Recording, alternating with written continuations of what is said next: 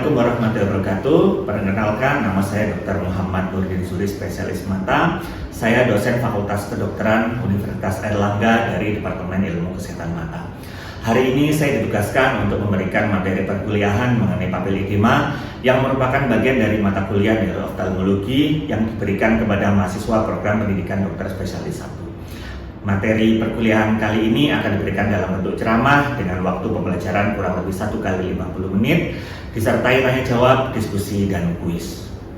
Materi kuliah hari ini adalah mengenai papil edema yang merupakan salah satu manifestasi klinik di bidang mata yang muncul karena peningkatan tekanan intrakranial. Peningkatan tekanan intrakranial ini menyebabkan distensi dari selubung saraf optik, stasis aliran astroplastik, dan obstruksi vena yang menimbulkan papil edema pada visual pathway. Kemudian akan menimbulkan cairan subretina, lipatan koroid, perdarahan retina, serta eksudat lapisan serabut saraf. Bila keadaan ini menetap, akan terjadi kompresi akson sehingga menyebabkan hipoksia, gliosis, dan akhirnya papil atrofi. Penyebab yang paling sering dari papil edema adalah IIH atau idiopathic intracranial hypertension, SOL atau space occupying lesion, dan hipertensi. Diagnosis ditegakkan dengan anamnesis, pemeriksaan fisik, dan pemeriksaan neuroimaging. Penata laksanaan bertujuan untuk mengatasi penyebab utama dan untuk menjaga visus. Setelah mengikuti pembelajaran ini, setiap mahasiswa dapat melakukan diagnosis penata laksanaan kelainan papil edema dan visual pathway secara komprehensif. Interaksi akan dibangun melalui pertanyaan terarah, argumentasi klinis, diskusi kasus, umpan balik, serta kuis online. Akan ada 2 penilaian, yang pertama adalah hard skill dan yang kedua adalah soft skill. Hard skill meliputi pretest, post-test, kemudian tugas baca, tes report, refleksi diri, kasus tercatat, tes pemeriksaan neurooftalmologi, OSCE, dan juga case-based discussion. Itu mencakup 20% dan 5%, sedangkan soft skill yang meliputi kerjasama tim, empati, komunikasi, dan kreativitas itu dengan bobot nilai 5%. Mari kita mulai perkuliahan hari ini. Selamat siang semuanya. Ya, hari ini kita akan kuliah neurooftalmologi. Salah satu topik kuliah pada hari ini adalah mengenai papil edema. Ya, sebelum kita mulai, jadi pasien papil edema ini adalah suatu keadaan yang memang sering kita jumpai pada klinik. Jadi misalkan ada pasien umur sekitar 50 tahun, mengeluh nyeri kepala, terus kemudian penurunan penglihatan, penurunan kesadaran. Pada pemeriksaan funduskopi kita dapatkan ada papil edema. Kira-kira apa etiologinya papil edema? Ada punya pendapat?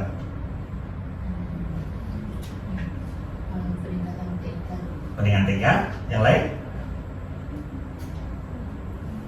Mungkin ada suatu peradangan. Yang lain ada pendapat? Ya, adanya penekanan pada aksoplastik itu sehingga ada hambatan yang di belakang itu terdapat retensi. Oke, baik. Slide berikutnya.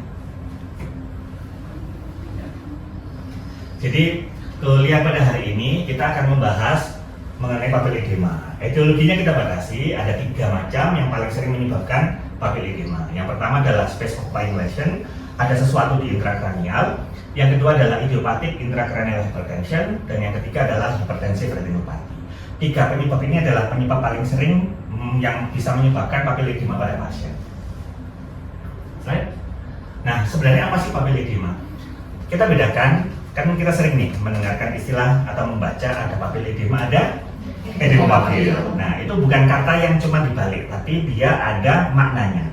Kalau papil edema itu adalah sebuah istilah yang dia eksklusif hanya untuk karena peningkatan tekanan intrakranial.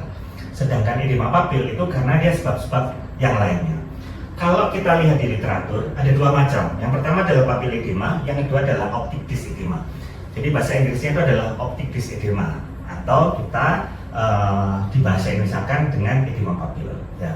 Jadi setelah dari sini nggak usah bingung, apa itu papil edema, apa itu edema papil, karena itu bukan hanya dibalik, tapi memang dia ada kemaknaan klinisnya. Ya, gitu ya. Ya, slide berikutnya. Nah, apa sih yang mendasari terjadinya papil edema? Yang pertama, tadi seperti Dr. Iib sampaikan ya, karena terjadi peningkatan tekanan intrakranial, maka terjadi stasis dari aksoplasma. Aksoplasma ini adalah sebuah zat yang dia itu mengalir dari mata masuk ke dalam otak. Karena ada peningkatan tekanan intrakranial, maka yang terjadi adalah papilnya mengalami edem. ketika dia mengalami edem, ada juga cairan di dalam subretina. Peningkatan tekanan intrakranial itu akan menyebabkan distensi dari optic nerve sheath-nya. Selubungnya mengalami distensi, dan pada gambarannya nanti akan menyerupai yang kita sebut sebagai choroidal fold, atau nama lainnya pattern line. Pattern line itu terjadi karena di sini. Jadi garis-garis itu terjadi karena adanya choroidal fold. Terus kemudian karena memang terjadi hambatan, terjadi distensi di sini, maka venanya juga akan mengalami edema, tidak bisa masuk ke dalam intrakranial venanya, sehingga terjadi perdarahan. Terus kemudian kita dapatkan adanya eksudatnya terjadi di nerve fibula. Nah, terus kemudian perjalanan penyakitnya, kalau optic swelling itu terjadi kompresi dari akson tadi. Kemudian lama-kelamaan dia akan menyebabkan hipoksia dan gliosis. Terus kemudian jadilah dia papil atrofi. Nah, papil atrofi kan terbagi dua. Apa? Yang pertama, primer, dan sekunder. Kalau misalkan sampai pada kita pada optic disc atrofi, maka kita lihat yaitu primer atau sekunder. Ya. Kalau pada papil edema, berarti yang primer atau sekunder? Yang sekunder, karena sebabnya. Maka kita bisa mengidentifikasi ini pernah terjadi peningkatan tekanan intrakranial sebelum. Kita harus ingat, apa sih sebenarnya teori yang mendasari terjadinya papil edema? Namanya doktrin Monro-Kenly. Ya, jadi dia itu adalah sebuah teori. Jadi ini adalah kepala. Di dalam tulang kepala itu ada 3 jaringan yang berperan. Yang pertama adalah jaringan otak, yang kedua adalah cairannya, cerebrospinal fluid, dan yang terakhir adalah darah. Kalau memang terjadi peningkatan salah satu massa di sini, misalkan brain tissue-nya dia ada tumor atau apa, maka yang lainnya dia akan tertekan.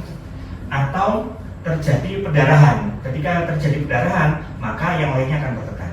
Tapi karena tulang kepala ini pada orang dewasa suturannya sudah menutup semua, maka kalau terjadi peningkatan tekanan intrakranial, dia akan menekan segala arah, yang kita sebut sebagai lateralisasi. Salah satu yang tertekan adalah optic nerve atau papil nervus opticus, sehingga kita dapatkan manifestasi berupa edema, berupa papil edema. Slide. Ketika ada pasien datang dengan keluhan atau kita curiga ini peningkatan tekanan intrakranial, tentunya kita harus menegakkan diagnosis sesuai dengan prinsip-prinsipnya. Kita tanyakan dulu anamnesisnya, apakah dia ada keluhan, karena kadang-kadang kita juga menemukan pasien keluhannya tidak tampak, ya karena stadiumnya masih awal. Kemudian kadang keluhan di mata juga minim sekali. Keluhan sistemik bisa nyeri kepala. Ya, nyeri kepala itu ada nyeri kiri yang khas, jadi dia pada posisi tertentu ketika pasiennya tidur atau di pagi hari, karena itu berhubungan dengan siklus dari cairan cerebrospinal. Terus kemudian ada nausea dan vomiting, ada tinnitus, pasien telinganya terasa berdenging, kemudian ada trias dari Kassim. Ya. Gejala pada mata apa? Ada transient visual loss. Terus kemudian ada gangguan lapang pandang. Biasanya lapang pandang yang pertama adalah yang terjadi dia di sentral, di tengah-tengah, atau biasanya kalau kita lakukan pemeriksaan Humphrey itu terjadi pelebaran dari dinding buta. Itu tanda awalnya. Terus kemudian ada diplopia. Diplopia ini terjadi karena peningkatan tekanan intrakranial, dia mendesak bisa nervus 3 dan juga bisa nervus 6 yang bahkan. Itu yang mendasari terjadinya diplopia. Dan karena ada peningkatan tekanan dari intrakranial, maka terjadi hiperopiksif. Matanya itu refleksinya jadi plus karena dia tertekan dari belakang. Nanti ada gambaran radiologisnya. Slide berikutnya. Terus kemudian ketika kita mendapatkan papil edem, maka kita juga harus bertanya untuk kita bisa menegakkan etiologinya dan diferensial diagnosisnya. Apakah pasien ini sudah pernah ada riwayat seperti ini? Apakah ada hipertensi? Apakah ada radang, vaskulitis, meningitis? Apakah ada kelainan-kelainan hypercoagulable state? Jadi kekentalan darah, apakah pasiennya mengkonsumsi obat-obatan tertentu? Terus kemudian dan juga kita tanyakan apakah ada penyakit sistemik yang lain, contohnya penyakit tiroid, kemudian peningkatan berat badan, anemi. Terus kemudian ini juga salah satu yang sekarang jadi tren, yaitu penyebab yang sering tidak kita sadari tapi itu ternyata jadi salah satu faktor untuk papil edema, yaitu obstructive sleep apnea atau OSA. Slide. Ketika kita mendapatkan pasien berpapil edema, maka ini adalah prosedur-prosedur yang harus kita lakukan. Dari bidang mata kita periksa OCT, terus kemudian perimetri, fluorescent angiografi kalau memang diperlukan, kemudian juga dapat kita lakukan pemeriksaan USG. Dan kita lakukan pemeriksaan imaging, bisa CT scan, CT venogram, MRI dan MRV, dan juga lumbal puncture. Tapi lumbal puncture ini biasanya kita konsulkan ke teman neurologi untuk melakukannya. Nah, CT scan itu tujuannya untuk rule out, menyingkirkan penyebab-penyebab tumor. Kalau pembuluh darah, salah satunya adalah CT angio atau CT venogram, kita lihat untuk menyingkirkan adanya venous thrombosis. Dan MRI MRV kita juga untuk melihat di jaringan lumea itu apakah ada meningitis atau peningkatan tekanan intrakranial karena penyebab yang lain. Slide berikutnya. Nah, penampakan pada papil nervus optik itu terjadi karena namanya 5 mechanical clinical sign, terus kemudian ada 5 vascular clinical sign. Jadi kalau kita mendiagnosis, oh ini ada papil edema, ada ini, ada 5 tanda secara mekanik dan 5 tanda secara vaskuler. Yang pertama adalah di tepi dari papilnya buram atau tidak tegas, kemudian CD rasionya kan jadi kecil. Ya, kadang-kadang ini CD rasionya tidak tampak, bisa CD rasio kecil atau jangan-jangan pasien ini adanya edem. Jadi CD rasionya itu menghilang. Itu salah satu tanda mulai ada papil edem. Kemudian adanya anterior extension of the optic nerve head atau kita sebut sebagai elevasi.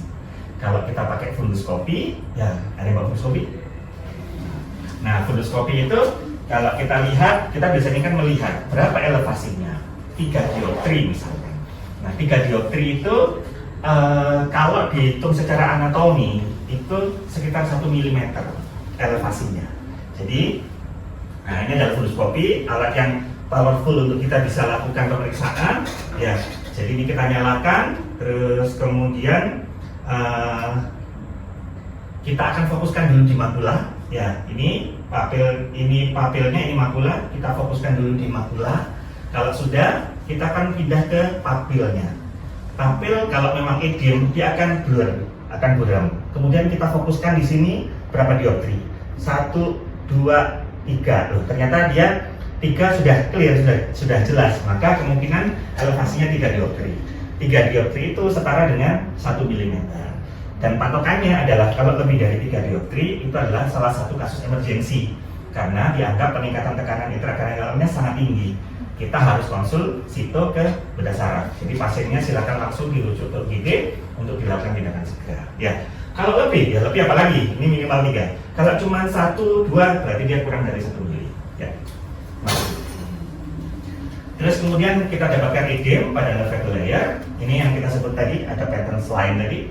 Terus kemudian selain dari papilnya, kita lihat vaskulernya. Vaskulernya ada 5 tanda yang harus kita lihat.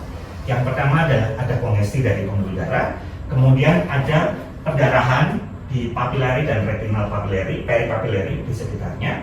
Kemudian ada cotton bull spot, ada hiperemi dari papil nervus optik, sehingga warna itu kan kita lihat, oh ini edem, hiperemi, slide hiperemi, ini atrofi. Karena itu salah satu tanda. Dan kita bisa juga dapatkan adanya hard exudate pada papil nervus optik. Slide. Stadium, ya ada 2 stadium yang sering kita pakai. Yang satu adalah ini stadium klinik, ini yang lebih mudah untuk kita lakukan. Di textbook di Kansky ini disebutkan. Jadi yang pertama adalah mild dysedema, moderate, severe, dan terakhir adalah optic atrophy. Ini gambarannya. Jadi kita lihat ini adalah penjelasannya. Terus kemudian yang kita pakai di klinik adalah di slide berikutnya. Nah, kita pakai namanya Fraser scale. Kita pakai grade 1, grade 2, grade 3, grade 4 sama dan grade 5. Ya. Kalau di konversi grade 1 kita bisa juga menyebutkan seperti ini. Very early, stage 2 early papillary, moderate, marked, and severe papillary. Oke, slide berikutnya. Ini gambarannya. Jadi kalau memang misalkan pasien itu kita ikuti lapang pandangnya di awal seperti ini. Ini kita lihat ini ada pelebaran bibit buta, ya, karena papil nervus opticus itu lokasinya di sini. Kalau dia edem dia melebar, maka bibit butanya dia akan melebar. Semakin berat papil edemnya, nah inilah yang terjadi gambarannya. Slide. Ini diferensial diagnosisnya. Ketika kita berhadapan dengan papil edema, maka ini adalah diferensial diagnosis yang harus kita pikirkan. Ya, slide. Bagaimana manajemennya? Ingat bahwa papilledem hanya sign. Ya, kita harus menterapi underlying disease-nya. Penyebabnya ini apa? Harus kita terapi. Kemudian yang kedua dari bidang mata, kita harus menyelamatkan penglihatan. Terus kemudian yang terakhir adalah baru kita lakukan terapi simptomatik. Nyeri kepalanya, mual muntahnya, itu kita lakukan terapi. Slide berikutnya. Oke, yang pertama adalah karena ada tumor atau ada massa yang kita sebut sebagai SOL atau specific lesion. Ini penyebab-penyebabnya bukan hanya tumor, tapi bisa juga karena pendarahan, bisa karena trauma, meningitis, atau karena hidrosefalus. Slide. Ini contohnya. Jadi herniasi, kalau kita lihat di sini, kalau herniasinya ke bawah, herniasi rostrocaudal, herniasi ke samping, herniasi lateral. Nah, kalau memang ada perdarahan di sini, dia akan mendorong otak itu keluar dari aksisnya. Dari sini, atau dia ke bawah itu kadang-kadang dia menekan nervus 3 dan juga nervus 6. Kalau kanan ke kanan, lateral sama ke bawah, yang menyebabkan kematian paling banyak yang mana? Yang ke bawah. Karena di sini dia ada batang otak, ada cerebellum, di mana pusat kesadaran itu ada di sini. Ya. Oke, slide berikutnya. Nih, tadi ada trias asing nih, trias asing itu di sini, dari sini. Ya, jadi nafasnya irregular, terus kemudian bradykardi, dan juga ini sistolik sama diastoliknya itu jauh tensi jaraknya. Ya. Terus kemudian nanti kalau kita konsulkan dengan dokter dari bedah saraf, itu akan dilihat ICP-nya dan akan dilihat MAP-nya, tekanan intrakranialnya berapa dan mean arterial pressure-nya itu berapa. Ya, slide.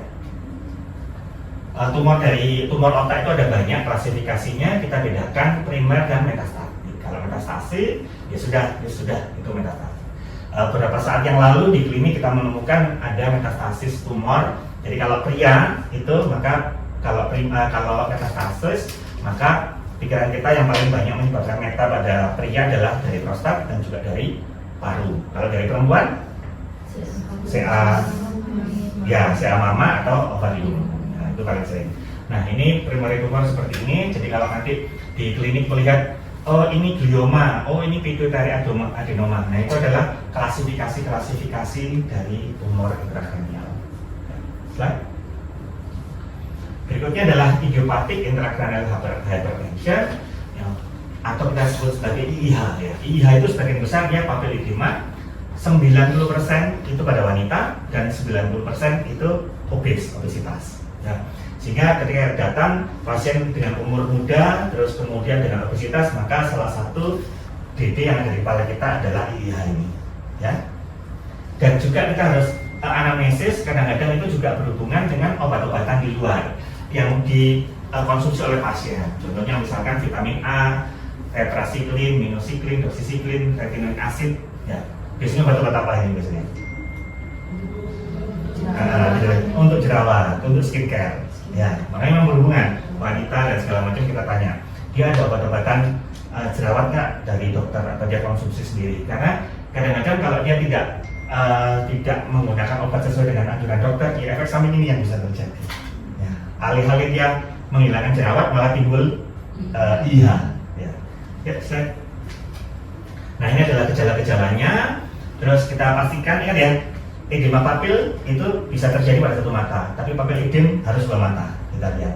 Mungkin beda stadium, tapi kalau penyebabnya sama, penyebabnya dia simetris, itu bisa terjadi di dua-duanya, ya, dua mata. Oke, slide. Dulu sebelum disebut sebagai IH, ini namanya. Awalnya disebut sebagai serous meningitis. Terus kemudian berkembang karena tidak ditemukan adanya bukti bahwa ini adalah sebuah meningitis.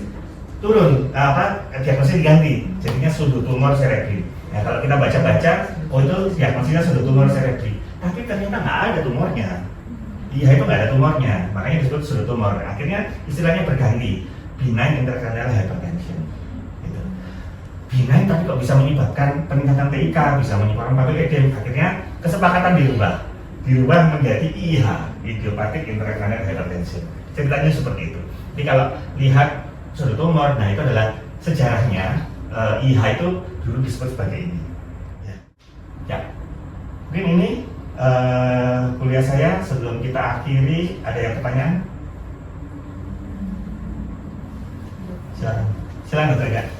Untuk mau tanya tadi yang pada saat pemeriksaan dengan fundoskopi yang menilai elevasi itu dokter, ini berarti memang harus dipastikan dulu jelas di bagian makulanya itu. Ya. Dan itu kan mungkin kita kesulitan kalau memeriksa pasien kan posisinya atau apa gitu.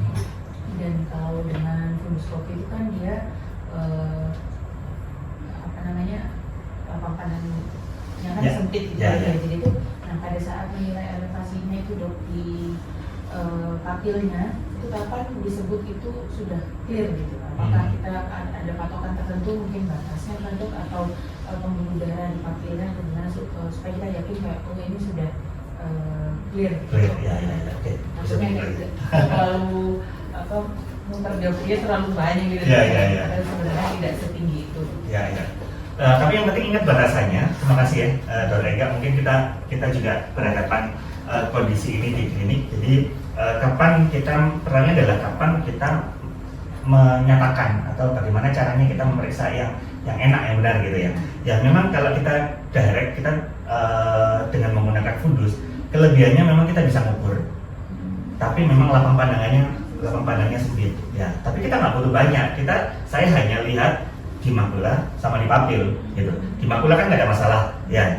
Jadi kita fundus dulu di makula, udah terang berapa, terus kemudian kita pindah ke papil. Nah, papil itu kita tentukan aja satu, apakah itu pembuluh darah, apakah itu batasnya. Tapi batas kan agak susah karena batasnya kan sudah kabur.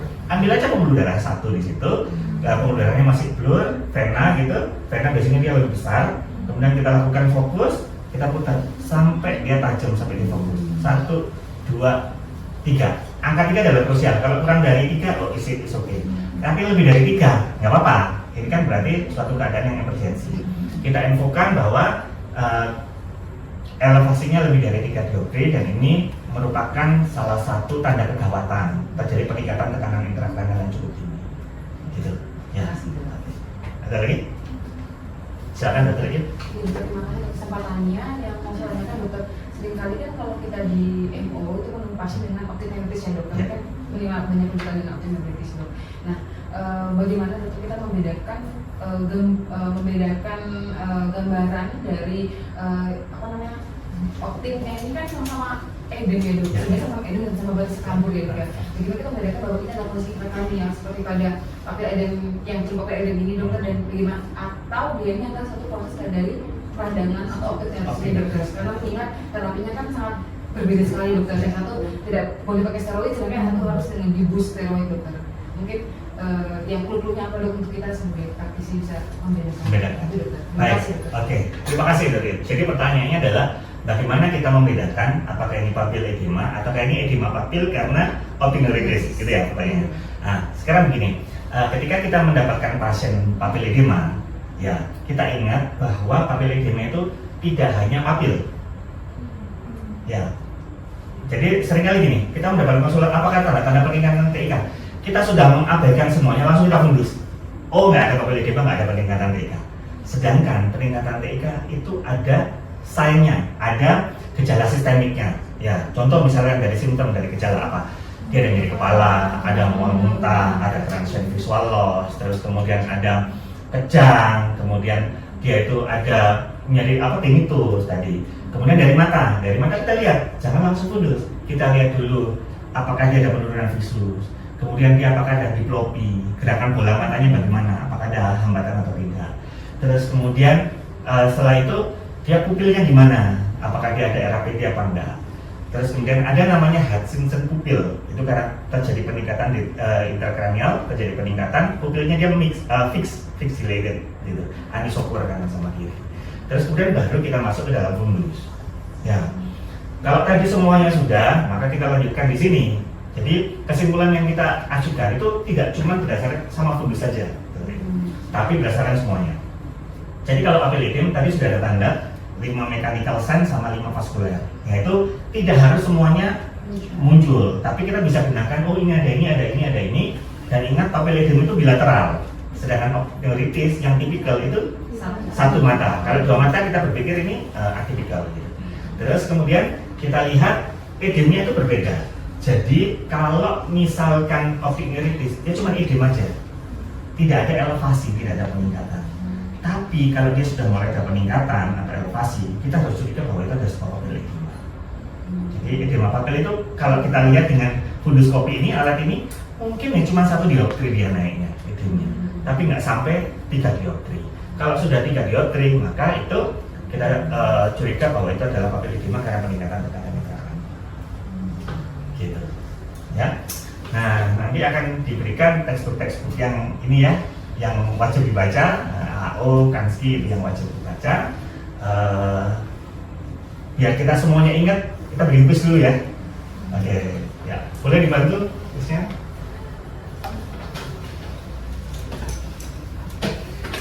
Nggak banyak, cuma 30 soal ya.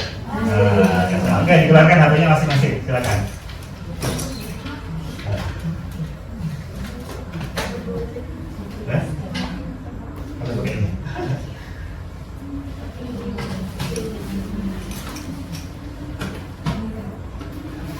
Nih ya. Nih, ya. Desain linknya.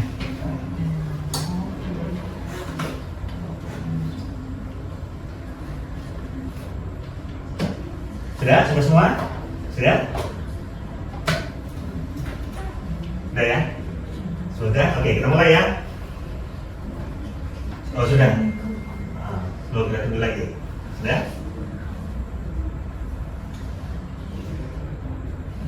Ada musiknya, ada seru.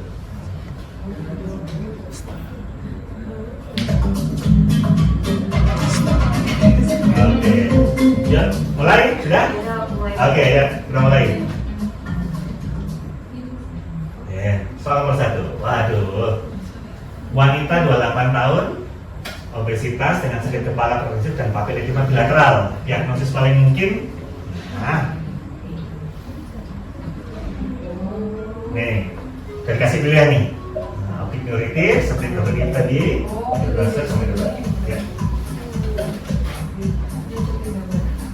ya gambarnya.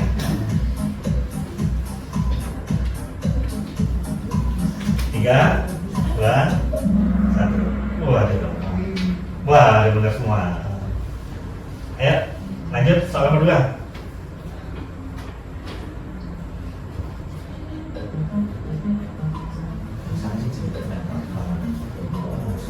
Pria 55 tahun, sakit kepala hebat, muntah kecil, papil edema bilateral. Maka pemeriksaan pertama apa yang harus dilakukan? Lumbar puncture, segera CT NFL, CT scan MRI. CT scan MRI. Ya. Oke. Ya. Lanjut, satu lagi. Terakhir nih, pasien IH, papil edema, tapi visus masih baik, tidak ada ancaman kebutaan. Ya, apa ini? Terapi awal yang paling tepat, asterosulamid, vitrectomy, optik neuritis. Oke.